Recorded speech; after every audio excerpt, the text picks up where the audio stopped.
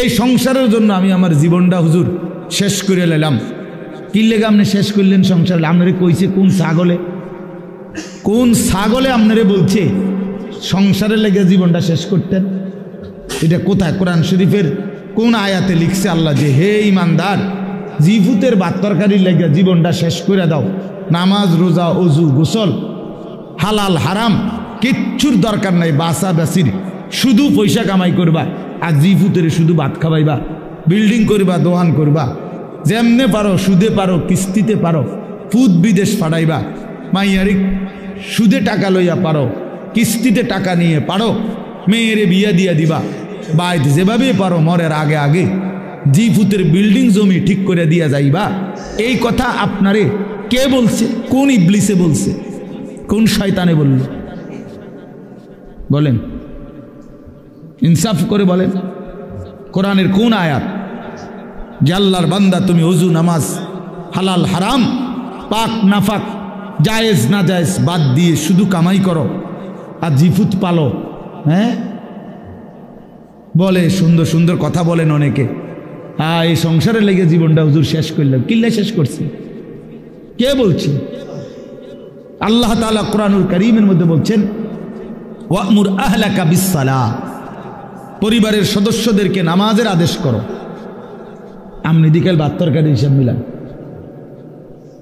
লা নাসআলুকা রিজকা, আল্লাহ বলছে তোমাদের কারো কাছে আমি খাদ্য খাবার রিজিকের সহযোগিতা চাই না। ওই যে মামুন ভাই এনে আইন, আমি খুঁজতেছি মনে মনে, এনে আসেন আমার কাছে আসেন। মাহফিল তো মূলত মামুন ভাইয়ের প্রাপ্ত। শাহাদাত ভাই কেমনে যে কি করলো, মূলত আসলে কোন রকমে বেচারা জোড়াতালি দিয়া এই মাগরিব বাদ বয়ান মিলাইছে। আমি কক্সবাজার ছিলাম, ওইখান থেকে আসছি সকাল 8টা বাজে, ওইখানে মাহফিল ছিল।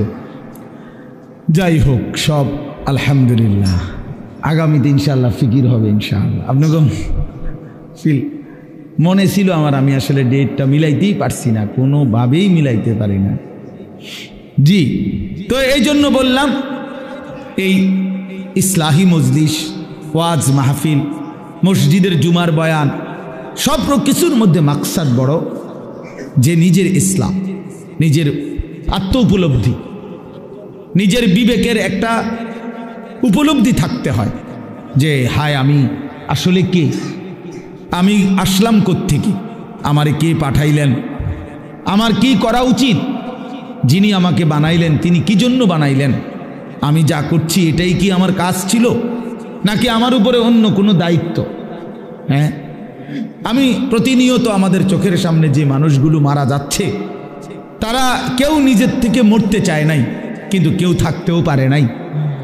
প্রতিদিন যারা চলে যায় প্রতিনিয়ত, তাদেরকে কে নিয়ে যায়, কোনখানে নিয়ে যায়, তাদের শেষ অবস্থা কি হবে? তাহলে যিনি নিয়ে যায় তিনিই বলছেন আমি তোমাদেরকে আবার কবর থেকে উঠাবো, কবর থেকে উঠাবো, তোমাদেরকে জিজ্ঞেস করবো। ফাওয়ারাব্বিকা লানাসআলান্নাহুম আজমাইন, আল্লাহ বলে কসম বান্দা, আমার কসম, মানে আল্লাহর কসম খাইয়া বলছে, নিজের কসম খেয়ে বলছে আল্লাহ, বান্দা বিশ্বাস করো আমি কিন্তু তোমাদেরকে জিজ্ঞেস করব, আম্মা কানু ইয়ামালুন, তোমাদের পুরা জিন্দেগির প্রতিটা আমল কর্ম আমি জিজ্ঞেস করব। এটা কেন করেছ, এটা কেন ছেড়েছ, লিমা ফাআলতা হাদা লিমা তারাকতা হাদা। ফজরের নামাজ 1 বছর বান্দা 365 দিনে কোনো দিন ফজরের নামাজ পড়ো নাই, আমার বান্দা কেন ছেড়ে দিলা, কেন ছেড়ে দিলা? হ্যাঁ, কেন ছেড়ে দিলা, কেন করলা, এতগুলো মিথ্যা কেন বললা, এত টাকা সুদ কেন খাইলা? সুম্মা লাতুসআলুন্না ইয়াওমাইদিন আনিন নাঈম, আল্লাহ তাআলা বলেন অবশ্যই তোমাদেরকে প্রতিটি নিয়ামত, আনিন নাঈম, আমি আল্লাহ প্রদত্ত প্রতিটা নিয়ামত সম্পর্কে জিজ্ঞেস করব। হাসি কান্না আনন্দ বেদনা, এই আসমান জমিন রোদ বৃষ্টি ক্ষেত ফুল ফল ফসল, স্ত্রী কন্যা জায়গা জমি হাত পাও দেহ অঙ্গ প্রত্যঙ্গ, এক এক লোকমা খাবার, এক এক ঢোক পানি, এমনকি প্রতিটা নিঃশ্বাস, আল্লাহর কসম আল্লাহ তাআলা জিজ্ঞেস করবে বান্দা আমার এক এক নিঃশ্বাসের হিসাব দাও, এক এক ঢোক পানির হিসাব দাও। হাদিসের মধ্যে আছে নবী সাল্লাল্লাহু আলাইহি সাল্লাম একবার 3 দিন ওনারা 3 জন আবু বকর, ওমর এবং আমাদের নবী সাল্লাল্লাহু আলাইহি সাল্লাম 3 জনই ক্ষুধার্ত ছিলেন টানা 3 দিন। 3 দিন পরে এক সাহাবীর, আনসারি মদিনার এক সাহাবীর খেজুরের বাগানে গিয়ে 2-4টা খেজুর খাইছেন আর একটু পানি পান করছেন 3 জন। তো নবী সাল্লাল্লাহু আলাইহি সাল্লাম তখন হযরতে ওমর রাদিয়াল্লাহু তাআলা আনহুকে বললেন, ওয়াল্লাহি লা তুসআলু আন হাযান নাঈম। ওমর, আল্লাহর কসম, এই যে খেজুর আর পানি খাইলা, এইটার ব্যাপারে হাসরের দিন তোমাকে আল্লাহ জিজ্ঞেস করবে, ওমর এটুকুর হক কি আদায় করছে? এই আজকের এই 3 দিন ক্ষুধার্ত থাকার পরের এই এক ঢোক পানি আর এই 2টা খেজুরের হিসাব দিতে হবে। কিতাবে আছে হযরত ওমর রাদিয়াল্লাহু তাআলা আনহু অবাক হয়ে গেছেন, ইয়া রাসূলুল্লাহ, কি বলেন? ক্ষুধার্ত অবস্থায় 3 দিন পরে 2টা খেজুর খাইলাম আর একটু পানি পান করলাম, এটারও হিসাব দিতে হবে? আল্লাহর নবী বলেন, ওয়াল্লাহি লা তুসআলু, আল্লাহর কসম হিসাব দিতে হবে, লা তুসআলু, জিজ্ঞেস করা হবে। তাহলে এই পর্যন্ত 3 বেলা ভাত খাইছেন কয়দিন? মন মতো পানি পান করছেন কয়দিন? কত আইটেমের ফল ফলাদি খাইছেন কতদিন? বলেন। একটা সময় ছোটবেলায় আমাদেরও তো মনে আছে, আজ থেকে 30 বছর আগে, 25 বছর আগে 1 কেজি আঙ্গুর কেউ কোনো ঘরে কিনছে না। 1 পোয়া 1/2 পোয়া আঙ্গুর অসুস্থ রুগীর। আমার তো মনে আছে ছোটবেলায় আমার আব্বাই শুধু দেখতাম মালটা খাইতো, আব্বা অসুস্থ ছিল, আমরা তাকায় তাকায় থাকতাম। 1-8 পিস যদি কখনো দিত আব্বা মায়া করে, তো এতটুকু হইতে পারত, নাই তো স্বাভাবিকভাবে আমাদের জন্য আনছে, এমন ছিল না। এমনই ছিল 30 বছর আগে, এমনই ছিল। আঙ্গুর 100 গ্রাম 200 গ্রাম, হ্যাঁ, হাসপাতালে রুগী, হাসপাতালে তো ওই রুগীর জন্য পথ্য হিসাবে 100 গ্রাম আঙ্গুর কি নিয়ে গেছে, এমন না? কি বলেন চাচারা? এটা তো ছিল। তাইলে আজকে আলহামদুলিল্লাহ কি পরিমাণ ফল ফলাদি আমাদের বাচ্চারা খাইতেছে, আল্লাহ তাআলা কি পরিমাণ রিজিক দিচ্ছে আমাদেরকে। তো সেই রিজিকের কি কোনো হিসাব নিবে না? কথা বলেন না? তাহলে এই জন্য বাবা, আল্লাহ তাআলার এটা ওয়াদা, আমরা যদি এটা না বুঝি আমাদেরই বোকামি হবে। তোমরা যারা কিশোর তরুণ ছেলে অনেকেই আছো, কোনোভাবেই বুঝতে চাচ্ছ না। তুমি মনেই করো না যে তোমার যে মানুষ, তুমি যে মুসলমান, এবং তোমার যে 14 বছরের পর থেকে তোমরা যারা বালেগ হয়েছ, অর্থাৎ যাদের উপরে গোসল ফরজ হয়েছে, যাদের বীর্যপাত হয়, গোসল ফরজ হয়, সেদিন থেকেই তোমার হিসাব পুরাপুরি 100 তোমার প্রতিটা নিঃশ্বাসের হিসাব উঠতেছে আমল নামার মধ্যে। তাহলে তোমাকে এই বালেগ হওয়ার পর থেকে প্রথম সেকেন্ড থেকে তোমার হিসাব দিতে হবে। একটা চোখের দৃষ্টি, কতবার নারী দেখছো, ছবি দেখছো, নর্তকী দেখেছো, উলঙ্গ ছবি দেখেছো, প্রত্যেকটা পলক নজরের হিসাব দিতে হবে আল্লাহর কাছে। আল্লাহর কাছে প্রতিটা হাত পায়ের অঙ্গের নড়া চড়ার হিসাব আল্লাহ তাআলার কাছে দিতে হবে। আমাদের 16 বছর 18 20 25 বছরের ছেলে পেলে সে মনেই করে না কিছু, যে সে যে একটা মানুষ, সে যে একটা মুসলমান, সে যে আখেরাত আছে, আল্লাহ আছে, রসুল আছে, কোরআন আছে, কিচ্ছু বোঝে না, কিছুই বোঝে না। কি করে, কেন হাসে, কেন কাঁদে, কেন ঘুরতে আসে, কি করতে আসে, কি করে চুল, কি করে জামা, কি করতেছে, কার লগে আড্ডা দেয়, কেন আড্ডা দেয়, এত ছবি কেন উঠায়, এত ভিডিও কেন করে, কারে দেখাস বেটা, কে দেখে তোর এগুলা, কে দেখে, কার পাগলামি কে দেখে? নিজেই মোটর সাইকেল চালায় জোরে, আবার এটা নিজেরটাই নিজের সামনে ভিডিও লাগাই, এটা ভিডিও করে, এটা আবার ফেসবুকে দিল, মানুষে বাকি কিছু পাগলে চাইলো, এই পাগলের পাগলামি। আহা, এটা কথা হইল? মোটর সাইকেল চালানিও ভিডিও করতে হয়, সাইকেল চালানিও, পেশাব পায়খানাও তো ভিডিও করা উচিত, লোডা বদনাও তো ভিডিও করা উচিত। আহা, এত ফালতু একজন সুস্থ স্বাভাবিক মানুষের জীবন হতে পারে না, যাকে আল্লাহ তাআলা ন্যূনতম আকল দিয়েছেন। হ্যাঁ, কাউকে আল্লাহ তাআলার যখন লানত হয়, আমি এজন্য প্রায় বলি, কারো উপরে যখন আল্লাহর লানত বর্ষণ হয় তো আল্লাহ তাআলা তার স্বাভাবিক আকল সরায় দেয়। আদাল্লাহুল্লাহু আলা ইলমিন, আল্লাহ তাকে তখন পথভ্রষ্ট করে দেয়। ওয়া খাতামা আলা সামঈহি ওয়া কলবি, আল্লাহ তাআলা তার কানে এবং অন্তরে মোহর মেরে দেয়। ওয়া জাআলা আলা বাসারিহি গিশাওয়া, আল্লাহ তার চোখের সামনে পর্দা ফেলে দেয়। ফলে আর সে কিছুই শোনে না, কিছুই বোঝে না, কারণ দিল তো বন্ধ, কানও বন্ধ, চোখও বন্ধ, আবদ্ধ। সে আর আলোর রাস্তা, হেদায়েতের রাস্তা দেখবে কোত্থেকে? সে জান্নাতের রাস্তা দেখবে কোত্থেকে? সে ডানে বামে যেদিকেই তাকায় তখন নারী দেখে, ছবি দেখে। সে যখনই হাঁটে চলে তো ছাতের কিছু অসৎ বন্ধু, চরিত্রহীন কিছু লম্পট, এগুলো সারাক্ষণ কোনো মেয়ের কথা, নারীর কথা, উলঙ্গ কথা, অশ্লীল কথা, গালি গালাজ, একটা আরেকটারে লাথি মারে, একটা আরেকটারে ধাক্কা মারে, একটা আরেকটারে যাইত্যা ধরে। হ্যাঁ, এই নইলে বিশ্রী কুকুর বিড়ালও যে কথা বলে না, জন্তু জানোয়ারও যে কথা বলে না, এমন হাইওয়ান জানোয়ারের মতো কথাবার্তা বলে। নারী, ছবি, অশ্লীল উলঙ্গপনা, অশালীন অঙ্গভঙ্গি, খালাস। এভাবেই দিন শেষ। বাদ কতগুলো খাইছে, আবার জানোয়ার ঘুমায় গেছে। ভোর হইলে আবার জানোয়ার উঠছে। না এশার নামাজ, না ফজরের নামাজ, না জোহরের নামাজ, না আসরের নামাজ, কোনো নামাজের কোনো খবরই নাই। কারণ জানোয়ারের আবার নামাজ কি, কুকুরের আবার নামাজ কি, শুকরের আবার নামাজ কি, কুত্তা বিলের আবার নামাজ কি, জন্তু জানোয়ারের আবার সেজদা কি? বুঝেন নাই কথা? অতটি সিদ্ধান্ত নিছে যে আমি মানুষ হব না, আমি হব জানোয়ার, আমি হব কুকুর বিড়াল, আমি হব রাস্তার পশু। অতএব রাস্তার পশুর যেমন কোনো আল্লাহ নাই, বন্দিগি নাই, ইবাদত নাই, আমারও নাই, আমারও নাই, আমারও নাই। এই জন্য ছেলেরা, বাবারা, ছেলেদের দায়িত্ব তোমরা নিজেকে নিয়ে ভাবা, কি করছো? বাবাদের দায়িত্ব আপনাদের ভাবা, আপনারা আপনাদের সন্তান গড়তেছেন নাকি কি করতেছেন? সন্তানরে কি করলেন? আপনি তো সংসার করছেন কইলেন, আমি তো সব সময় প্রতিদিন বলি যে সংসার বলতে কি বুঝলেন? আপনি যে কইলেন আমি আজকে 30 বছর সংসার করলাম, কিতা? খাট পালং সোফা ফার্নিচার রে নি সংসার কয়, না বউ বাচ্চারে কয় সংসার? একটা মানুষ যদি বলে যে আমি পরিবার নিয়ে এনে বেড়াইতে আইছি, তো পরিবার নিয়ে বেড়াইতে আইলে এ কথা বললে তার মানে খাট সোফা টোফা বেটার ঘরের ফার্নিচার এটি লই আইছে বেড়াইতে, নাকি? কি কি নিয়ে আইছে? বউ বাচ্চা নিয়ে আইছে, এই না কথা বুঝায়?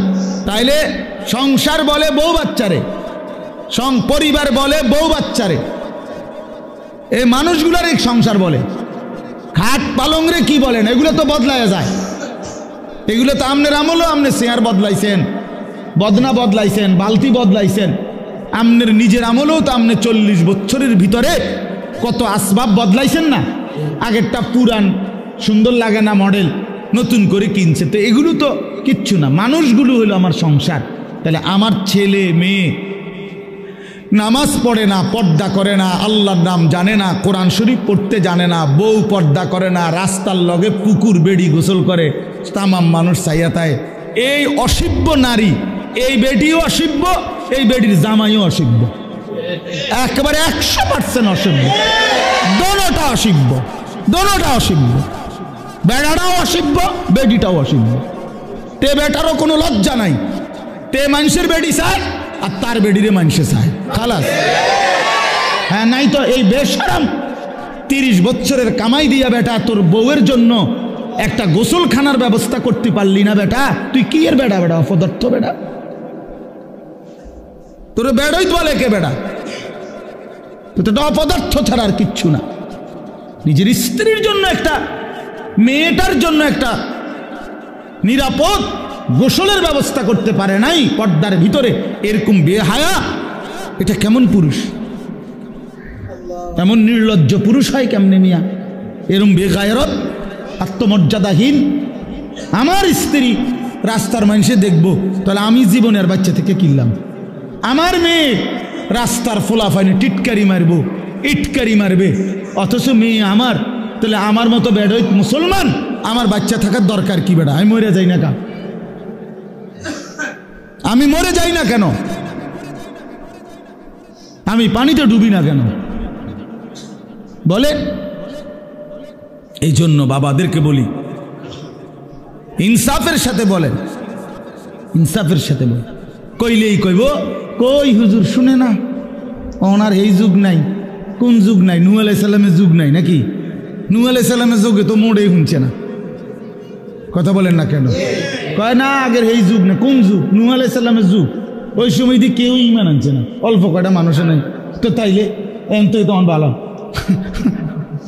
কথা বলেন না, এখন ভালো না আরো মিয়া? তো তো আপনি কোন কি আগের যুগ নাই? কিতাব কোন যুগ নাই বলেন? এই জন্য বললেই হইল না। এই সমস্ত সামান্য এক দুই শব্দ বললেই হবে না। কোন নারী যদি, স্ত্রী ছেলে মেয়ে যদি নামাজ না পড়ে, পর্দা না করে, আল্লাহর কোরআন না পড়ে, সেজদা না করে, এরপরে তার প্রতি আমার করণীয় কি, এই ব্যাপারে ইসলামের কোনো দিক নির্দেশনা নাই। তো আপনি হেটা জিগান না কা? কথা বুঝেন নাই আমার? যে হুজুর আমি 50 বার বলছি আমার বেডিরে, আজ যে 2 বছর ধরে আমার বউরে পর্দা করতে বলছি, কথার কথায় কোনোভাবেই আমার বিবি পর্দা করে না, এখন আমি কি করতে পারি, এই ব্যাপারে ইসলামের কোনো নির্দেশনা নাই। তো সেইটা জিগাইবেন। এরপরের কামটা কি এটা বলতে আপনি জিজ্ঞাসা করবেন। আমি হুজুর কোনোভাবেই আমার বেটি আমার কথা শুনে না, বউ সে আমারে শুধু বিরক্ত করে অথবা এই কারণে কষ্ট দেয়, তো আপনি তালাক দিবার আগে আপনি আগে জিজ্ঞাসা করেন যে হুজুর আর কোনো উপায় আছে কিনা, আর কোনো ফর্মুলা আছে কিনা ইসলামে। না কইয়ে লাভ দিয়ে উঠতেই একেবারে 19 থেকে 20 হইলেই একটা ফাল মাইরে 3 তালাক দিয়ে ফেল, একবার সব 3 তালাক। বেউকুফ বেটা, কথায় কথায় 3 তালাক দিয়ে দাও, আবার পরে বে বে করে কান্দ। হুজুরদের কাছে গিয়ে হুজুর বুঝছি না, সেই সময় মাথা ঠিক আছিল না, সেই সময় মাথা ঠিক ছিল না বলে আগে পুরা ঠিক আছিল। কারণ 3 তালাক দিলে বেডি তালাক হয়ে যায়। পাগলে তো এই কথা বুঝার কথা না। কথা বলেন না কেন? আপনার যে মাথা ঠিক না থাকলে কোনো পাগল, যারা আমরা রাস্তাঘাটে পাগল, এরা কি 3 তালাক দেয়নি? তো তো আপনি কি করলেন? আমার মাথা ঠিক আছিল না, মাথা আগের চাইতে বেশি ঠিক আছিল। সে বুঝে, এটা বুঝা শুনেই কইছে যে এই কথা বললে বেটি কি হয়ে যাবে। এটা তো না বুঝার কি আছে এটা? নাহলে এটা বললেন কেন আপনি? আপনি 1 তালাক 2 তালাক না বলি 1 সালাক 2 সালাক কইতেন, তাইলে তার তালাক হইল, নাহলে কইলেন হলে বেডি সালাক, বউ বুদ্ধিমান। বলেন, তার মানে আমাদের সমস্যা একটাই, আমরা আখিরাতকে ভুলে গেছি। মূল বিষয় হলো এটা। আখিরাতকে যদি কারো মনে থাকতো, খোদার কসম, তাহলে নিজের স্ত্রী, নিজের ছেলে, নিজের মেয়ে এবং নিজেকে ঈমান আমলের উপরে রাখার জন্য কি কি পন্থা, ইসলামে অপারগতার কিছু নাই, হতাশার কিছু নাই, শেষ মিনিট পর্যন্ত আর কি করা যায় এ ব্যাপারে ধারাবাহিক নির্দেশনা আল্লাহর কোরআনেও আছে, আমাদের রসুলের জিন্দিগির মধ্যেও আছে। ইসলাম তো একটি পরিপূর্ণ বিধান। কথা বলেন না? ইসলাম কমপ্লিট কি না বলেন? তাহলে যদি পূর্ণ বিধান হয়, তাহলে এমন একটা জায়গা তাইয়া হুজুর আমি আটকাইয়া গেছি যে এইখান থেকে আইসা এবারে আর ইসলামের কোনো হুকুম নাই, এমন হইলে তো এটা পরিপূর্ণ বিধান হইল কই? আপনি যদি বলেন যে হুজুর আমি 10 বছর বুঝাইছি পুতেরে, সে কোনোভাবেই নামাজ পড়ে না, হালাল খায় না, এখন আর ইসলামের কাছেও 10 বছর পরে কি করণীয় আর কিছু নাই ইসলামের মধ্যে, কাজে কোরআনেও কিচ্ছু নাই, হাদিসেও এই ব্যাপারে কোনো কথা নাই, আমি কি করতে পারি এজন্য ছেড়ে দিছি, তাহলে এ কথা বললে আপনার ঈমান থাকবে নি? কথা বলেন, ঈমান থাকবে নি? কারণ ইসলাম তো একটি পরিপূর্ণ বিধান, কিয়ামত পর্যন্তের জন্য বিধান। তাহলে পৃথিবীর শেষ ইসরাফিল ফু দিলেও যদি কোনো প্রশ্ন আসে, কোনো বিষয় আসে, সেটার সমাধানও আল্লাহর কোরআনে আছে, রসুলের জিন্দিগিতে আছে। আজ এই কথা বলার কোনো সুযোগ নাই বাবা, একজনই বুঝেন। আপনি একজনরে বললাম, মনে করেন আমি একজনও যদি বুঝেন আমি সার্থক। আমি ব্যক্তিগতভাবে কোনো সময় সংখ্যার কাঙ্গালি করি না, এটা সবাই জানে, আগের থেকেই আমার এই তবিয়ত। অর্থাৎ কয়জন এটা নিয়ে আমার কোনো সময় কোনো মাথা ব্যথা নাই। আমি বলতে থাকি এই আজকে 21 বছর আমার এই জিন্দিগি, আলহামদুলিল্লাহ। অর্থাৎ বলতে থাকা দরকার আমার। কয়জন, একজন শুনুক আর 1 লাখ শুনুক, খালাস, শুনছে তো শুনছে। তো আমি ধরে নিলাম যে আমি একজনকেই বললাম। এক ভাই তার ফিকির আসলো নিজের পরিবর্তন, স্ত্রী সন্তানের পরিবর্তন। প্রিয় বাপ, প্রিয় ভাই, এটা এই এক কথাটাই মনে রাখেন, নিজের সংশোধন, নিজের স্ত্রী সন্তানের সংশোধন, ঈমান, আমল, আখিরাত, স্ত্রী বউ বাচ্চা এবং নিজের ওযু, গোসল, নামাজ, রোজা, হালাল হারাম, পাক নাপাক, খোদার কসম এইটা নজর রাখা, এটাকে 1 নাম্বার প্রায়োরিটি, প্রাধান্য দেওয়া, এটাই মোমেনের পরিচয়, এটাই মোমেনের ডিউটি। আমার বউ বাচ্চার নামাজ আগে, বাদ পরে। আমার বউ বাচ্চার পর্দা আগে, এরপরে দুনিয়া। মনে করেন আমার বেরিয়ে আমার বউয়ের লগে থাকিয়া যদি বালতিটা কিনতো ভালো হইতো, ভালো চয়েস করতে পারতো, আমি মনে করলাম, কিন্তু পর্দার খেলাফ হবে, দরকার নাই, বালতি একটু কম সুন্দর হোক, তারপরও বিবির পর্দা হেফাজত হোক। তার মানে মোমেনের ফিকির থাকবে আগে কি দিন, আগে কি বলেন না, আগে দিন, আগে দিন। ছেড়ে দিছেন আপনারা, যার কারণে ছেলে পেলে লাওয়ারিসের মতো হয়ে গেছে।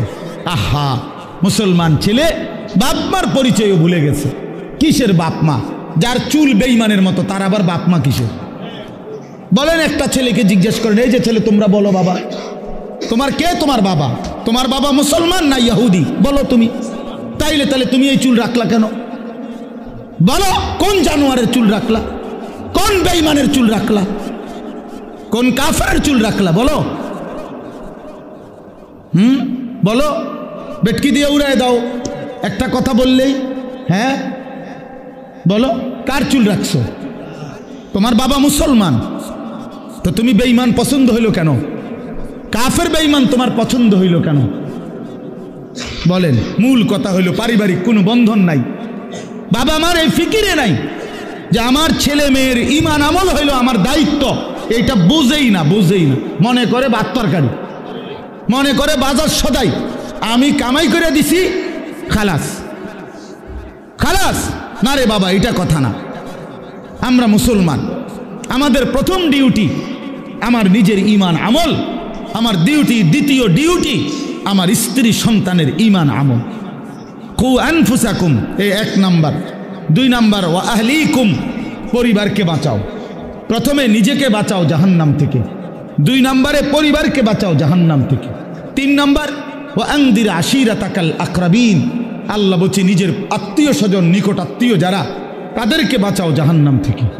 4 নাম্বার লিতুনদিরা উম্মাল কুরা ওয়া মান হাওলাহা, নিজ এলাকা যেটুকু, এই এলাকা এবং তার আশপাশের মানুষদেরকে আল্লাহর ভয়, আখিরাতের ভয় দেখাও।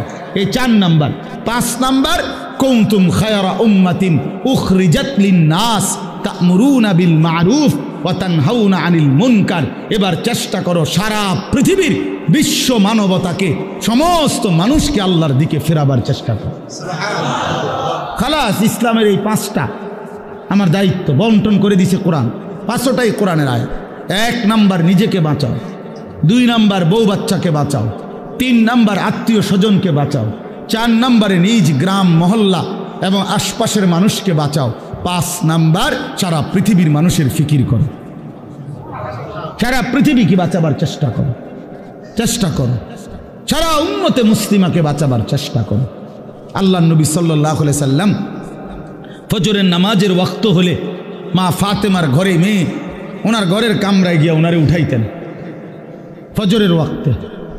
নবী সাল্লাল্লাহু আলাইহি সাল্লামের চাচা আব্বাস ওনারে গিয়া উঠাইতেন।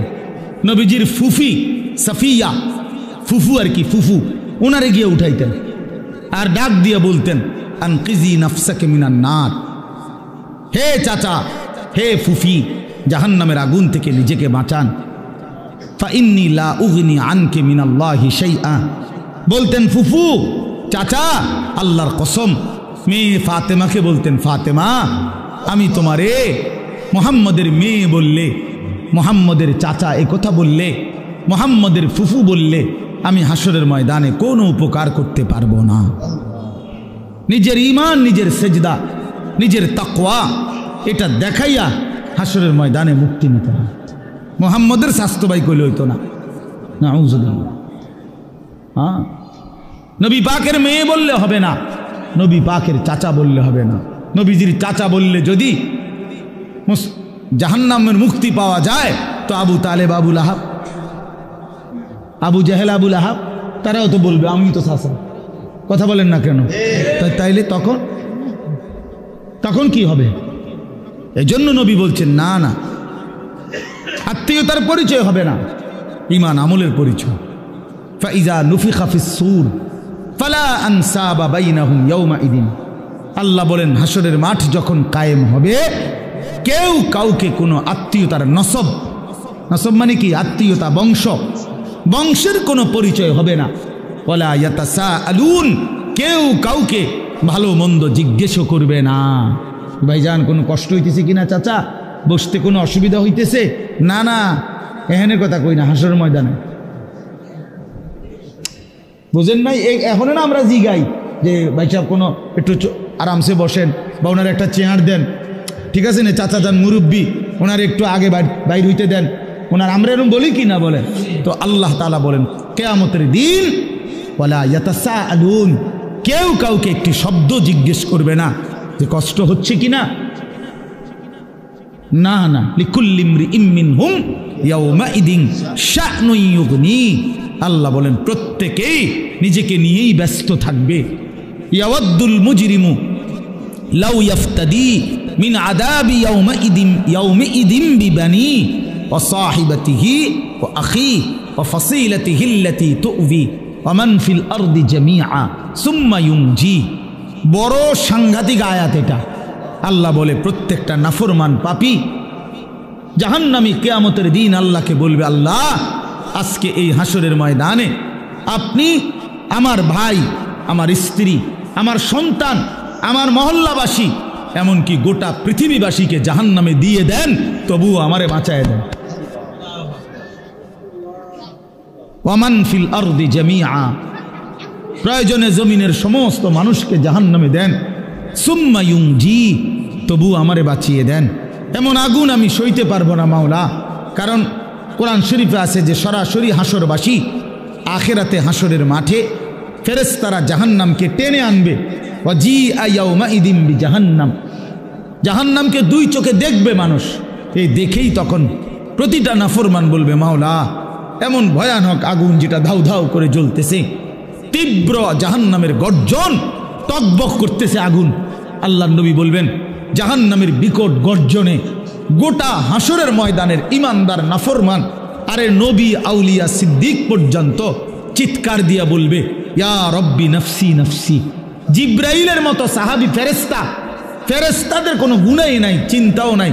সেই জিব্রাইলের মতো ফেরেশতা হাদিসে আছে হাসরের ময়দানে জাহান্নামের দিকে তাকাইয়া মাটির মধ্যে নিজের হাত বাইরেতে হাত বাড়ি দিতে দিতে করতে বলবে, ইয়া রব্বি সাল্লিম সাল্লিম, আয় মাওলা আমারে বাঁচান, আমারে বাঁচান, আমারে বাঁচান, আমাকে।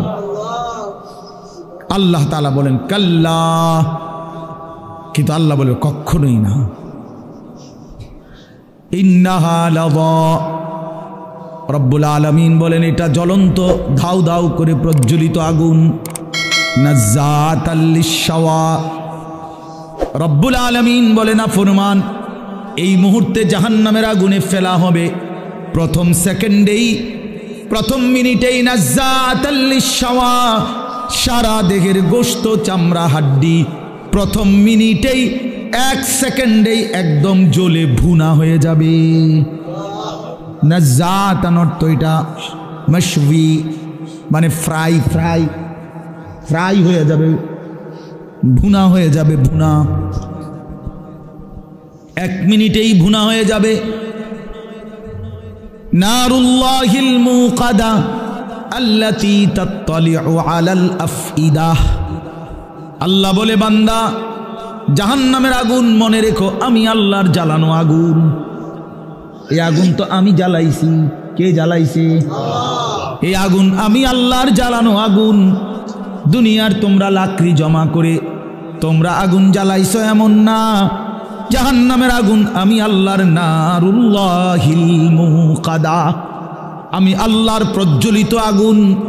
অতএব আমার এই আগুনে যখন ফেলা হবে, আল্লাতী তাত্তালিউ আলাল আফইদাহ, দুনিয়ার আগুন যখন কারো দেহের মধ্যে লাগে, ছুটাছুটি করে কিংবা পানি দিয়ে যে কোনোভাবে যদি রক্ষা করা যায় তাইলে হয়তো হাত পুড়ে গেছে বাকিটা বাইচা গেছে, পাও পুড়ে গেছে বাকিটা বাইচা গেছে, এমন হয় কি না?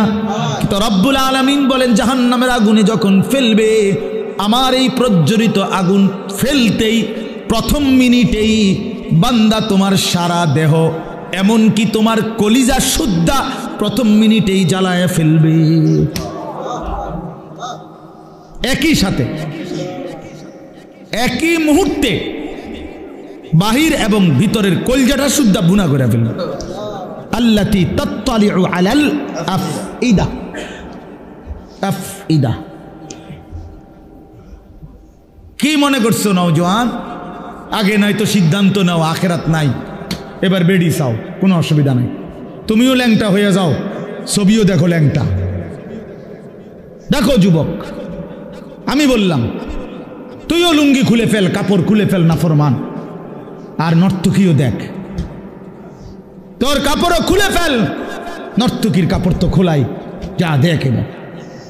তবে আগে শর্ত হলো একথা বুঝাপড়া করে নাও, কারোর সাথে হিসাব মিলাইয়া নাও যে আসলে যে হুজুররা বলে কবর হাসর আখেরাত, এটি আসলে মিশা কথা নেই, এই কথা কারোর থেকে জিজ্ঞাসা করে নাও। কথা বুঝেন নাই আমার? এটা যদি ফয়সালা হয়ে যায় যে হ্যাঁ এগুলো নাই, তো ঠিক আছে বন্ধু, নাচো গাও ফুর্তি করো, যা মন চায় তাই করো। কিন্তু এ কথার তো কোনো কাফেরও আজ পর্যন্ত বলে নাই যে কবর হাসর আখেরাত নাই। না, হিন্দুরাও তো স্বর্গ নরক কয়, কয় না? কথা বলেন না কেন? হিন্দুরা মরলে আমরা যেরকম কই মরহুম, হেরাদে কয় স্বর্গীয় উমুক, তো হিন্দুরাও তো বলে এটা। কাফের বেঈমানও তো বুঝে পরকাল, তুমি বুঝো না কেন? কাফের বেঈমানের পরকালের ধারণা ভুল ধারণা, মানে পরকাল মানে, কিন্তু পরকালের ব্যাপারে তারা যেই ধ্যান ধারণা এটা তাদের ভুল। কিন্তু আমরা মুসলমান, আমাদের পরকালের ব্যাপারে বর্ণনা একেবারে স্পষ্ট। কোরআনুল কারীমের 3 ভাগের 2 ভাগই আখিরাত, আখিরাত। নবী সাল্লাল্লাহু আলাইহি সাল্লামের সারা জিন্দেগীর চোখের পানি উম্মতের জন্য যে কাঁদছেন 23টা বছর, কি জন্য? যে আল্লাহ 23 বছর নবী কাঁদছেন উম্মতের জন্য। কেন? দুনিয়ায় যেন বাত মাসে কষ্ট না পায় উম্মত, এই জন্যই তো না? কথা বলে, উম্মত যেন বাতে মাসে কষ্ট না পায়, দুনিয়ায় বউ বাচ্চা লইয়া যেন সুখে চলতে পারে, এই জন্যই তো নবীর 23 বছরের চোখের পানি, নাকি? তাহলে কি জন্য?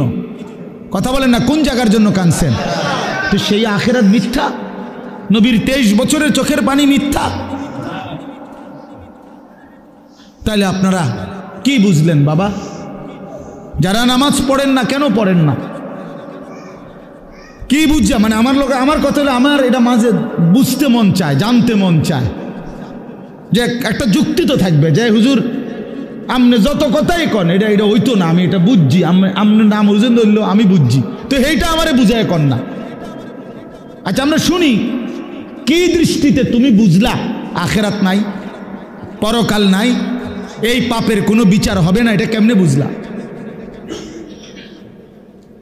একটা যুক্তি তো থাকবে মানুষের। আহা, এই জন্য দয়া করে ভাবতে শিখেন। আমি আমার সবটুকু দিয়ে বলতে, আমি আজীবন চেষ্টা করছি আমার এই ছোট্ট জীবনটা বলতে বলতে আজ আর শরীর অনেক কাহিল হয়ে গেছে, ব্যস্ততা অনেক বাড়ছে, কিন্তু শরীর কি হয়ে গেছে? দুর্বল হয়ে যাচ্ছে, দুর্বল হয়ে গেছে। কিন্তু তবুও চেষ্টা করছি বলে যাওয়ার।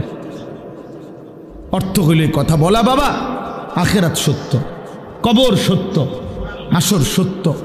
প্রিয় বন্ধু, নষ্ট হইও না, ছেলেরা নষ্ট হইও না। বাপ, পচে যাওয়া জিনিস কেউ গ্রহণ করে না, বখাটেকে দুশ্চরিত্রকে কেউ পছন্দ করে না, লম্পট চরিত্রহীন নারী লুভী, জিনা বেবিচার অসভ্যতা মদ জুয়া আসক্ত এমন অপদার্থ জানোয়ারকে কেউ পছন্দ করে না।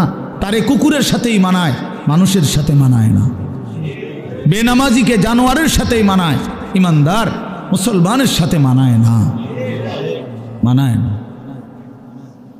হ্যাঁ হ্যাঁ, এজন্য এটা জরুরি বিষয়, এটা বুঝার বিষয়। কেন আমি নামাজ পড়ব না, কেন আমি হালাল খাবো না? 30 বছর ধরে যারা সুদ খাইতেছেন, এই বাবা সংসারের অভাব পূরণ হয়েছে তো? বলেন না কেন? হ্যাঁ, 30 বছর ধরে যেই বাটপারে ওজনে কম দেয়, এই বাটপারে জিজ্ঞাসা করেন না যে বাটপার তোর এই 30 বছর ধরে যে কাস্টমার ঠগাস, তোর অভাব গেছিনি না যাবে কোনোদিন? তো লাভ হইল কি বেড়া? কিরে এত সিটারি করে কাম তো লাভ হইল না, সিটারিয়ে যা করলা, কই সংসারের অভাব তো গেল না, কিস্তি তো শেষ হয় না, কিস্তি তো শেষ হয় না, প্রয়োজন তো শেষ হয় না। কই কিস্তি ইনকাম করে 90,000, কিস্তি চলে 6টা। হ্যাঁ, কথা বলেন না কেন? কিস্তি কারণটা কি? বেড়ারে দিয়েও কিস্তি লইছে, বেডিরে দিয়েও কিস্তি লইছে, ফুতের বউরও দিয়েও কিস্তি লইছে, নাতিরে দিয়েও কিস্তি লইছে। সংসারের সবগুলো হারাম কর, বউ হারাম কর, স্ত্রীও হারাম কর, ফুতের বউ হারাম কর, প্রত্যেক কিস্তি যে লইছে তো হারাম কর। কথা বলেন না কেন? হ্যাঁ, মাতেন না কা নাইরে আপনি পাল্টা জবাব দেন। হ্যাঁ কোন আমি শুনি, তর্ক করেন। কিস্তি মানে তো হারাম, সুদ মানে তো হারাম, সুদ মানে তো হারাম। তো বলে হুজুর না খাইয়া মরে যাবনি? হ্যাঁ মরে যাবেন, মরলে কি শরম নেই? কোনো মানুষ মারা গেলে এটা কি বেজ্জতি নেই যে ছি ছি ছি জীবনে কেউ মরল না, হায় হায় রে আস্তাগফিরুল্লাহ আস্তাগফিরুল্লাহ, এরকম শরমের কথা? লোকটা মরে গেল, বলেন মরে যাওয়া কোনো শরম? তো মরে যাবেন, অসুবিধা কি? আমারও তো অনেক সময় অনেকে বলে যে হুজুরে না খাইয়া কি মরে? হ্যাঁ মরে যাবেন, আপনি অসুবিধা কি? না খাইয়াই মরে যাবেন, অভাবে মরে যাবেন, ঠিক আছে, কিন্তু এরপরও তো চোখটা বন্ধ হইলে জান্নাতের দুয়ার খুলে যাবে। যে মাওলা অভাবে পড়ে গেছি তো তোমারে ছাড়ি নাই, খাইতে পাই নাই কিন্তু তোমারে ছাড়ি নাই। নবী সাল্লাল্লাহু আলাইহি সাল্লাম তো পেটে 2টা পাথর বাঁধছে। আপনারা আমাদের কার হালাত এমন হইছে ক্ষুধার কষ্টে? হ্যাঁ পাথর বাঁধছেন, বলেন 3 দিন খান নাই টানা, এমন আমাদের কারো জানা মতে, আর আমরা বাদ দেন মিয়া, আমাকেও জানা মতে বলে আমার চাচা একবার এরুম হয়েছে, আমার জ্যাডার একবার এরুম হয়েছে যে 3 দিনে এক লোকমা খাবার খায় নাই, এমন হয়েছে চাচা?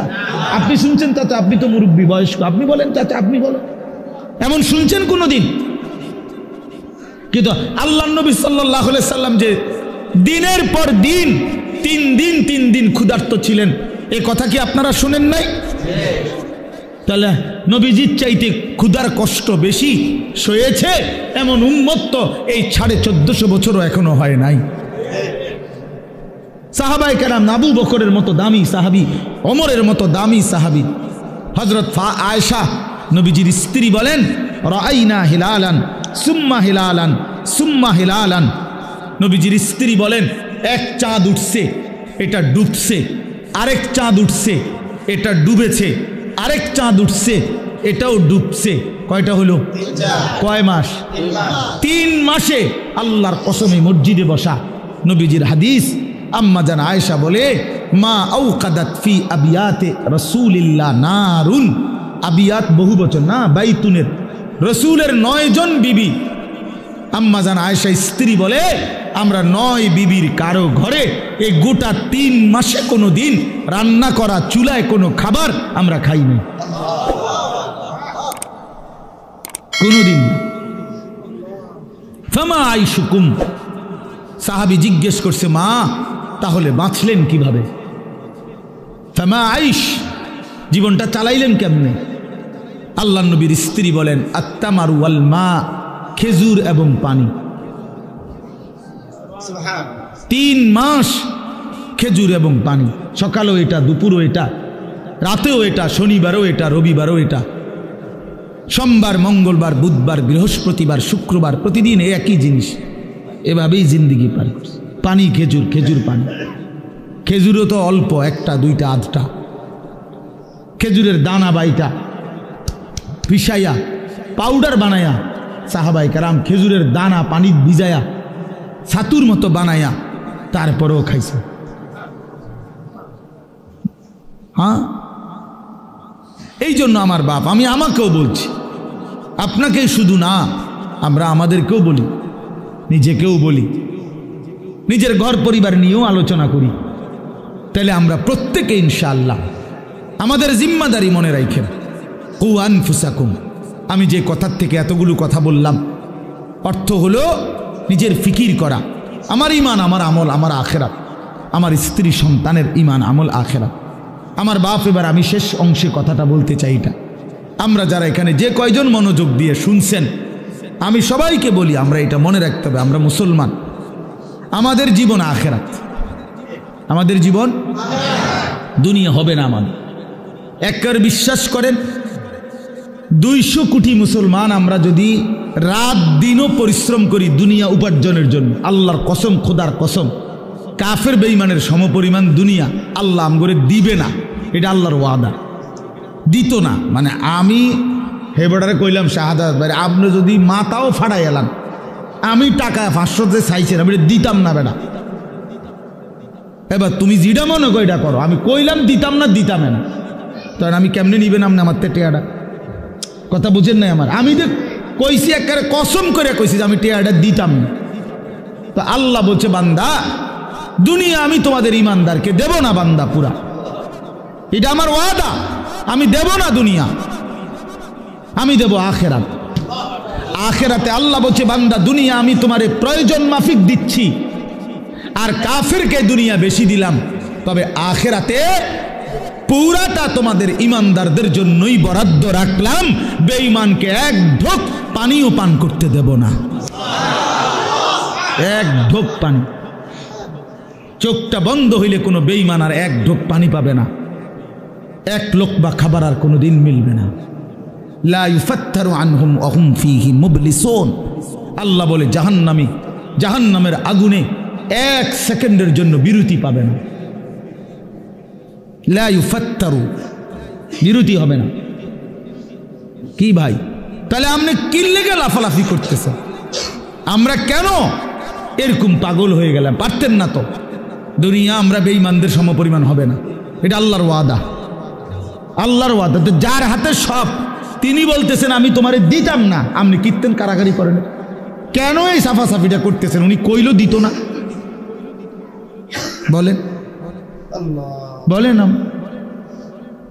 একজন ফুদ বিদেশ ফাড়াইয়া আমরা এখানে বিরাট কিছু করে লাবেন, কিতা এই ঘুরে ঘেরে ফাঙ্গাসার তেলাফিয়ারি আমরা জানি না, আর কিতা যার ফুট ইটালি এবারে কিতা খায়?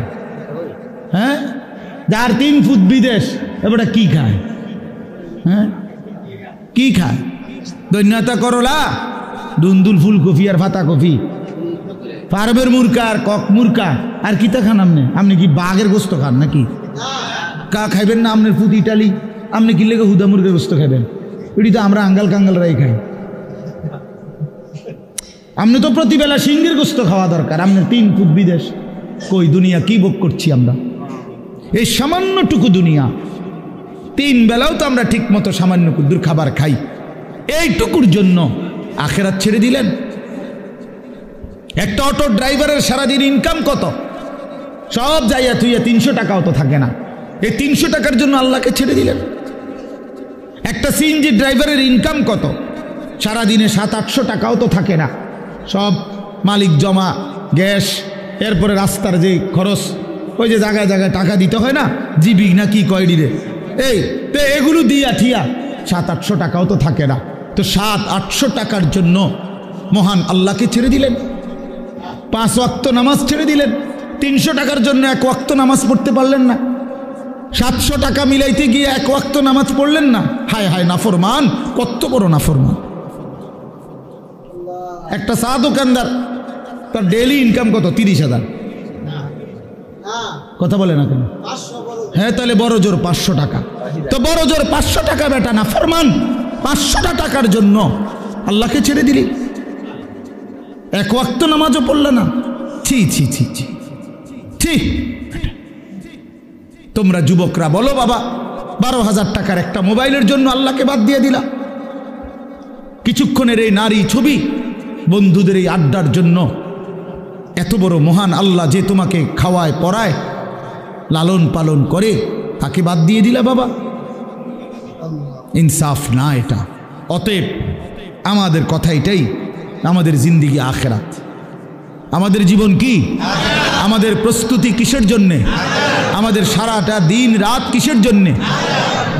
কোরআন শরীফে আছে আল্লাহ বলছেন অহুয়াল্লাযী জাআলাল লাইলা ওয়ান নাহারা খিলফাতান লিমান আরাদা আন ইয়াযাক্কারা আও আরাদা শুকুরা। আল্লাহ বলেন আল্লাহই রাত বানান, দিন বানান, প্রতিদিন এবং রাত এবং দিন এনে থাকেন পর্যায়ক্রমে, খিলফাতান বাই সিরিয়াল, একবার রাত একবার দিন, একবার রাত একবার দিন। কেন বানায়? আল্লাহ নিজে বলতেছেন আমি রাত এবং দিন বানাই লিমান আরাদা আন ইয়াযাক্কারা, যারা যারা আমি আল্লাহকে স্মরণ করতে চায়, আমার ইবাদত করতে চায়, আমি তাদের জন্য রাত দিন বানাই। হ্যাঁ, আমার বান্দা যদি রাত না হয় মাগরিব পড়বে কেমনে, আমার বান্দা ঈশার নামাজ পড়বে কেমনে, ফজরের নামাজ পড়বে কেমনে, আমার বান্দা সারা দিনের পরিশ্রমের জন্য বিশ্রাম করবে কেমনে, এই জন্য আমি রাত বানাইলাম। আমি যদি দিন না বানাই তো আমার বান্দা ফজর পড়বে কেমনে, জোহর পড়বে কেমনে, আসর পড়বে কেমনে, হালাল উপার্জন কেমনে করবে, এই জন্য আমি দিন বানাই। তো আল্লাহ তাআলা বলেন সেজদার জন্য, আমার হুকুম মানার জন্য আমি রাত বানিয়ে থাকি, দিন বানিয়ে থাকি। কোনো সিটার বাটপার, কোনো মদখোর ঘুষখোর, কোনো নারী লুবি, কোনো মোবাইলের অসভ্য উলঙ্গ ছবি দেখনেওয়ালা নাফরমান, তোদের জন্য, তোদের বেঈমান নাফরমানদের জন্য রাত হয় না, দিন হয় না। রাত দিন হয় ইমানদারের সেজদার জন্য।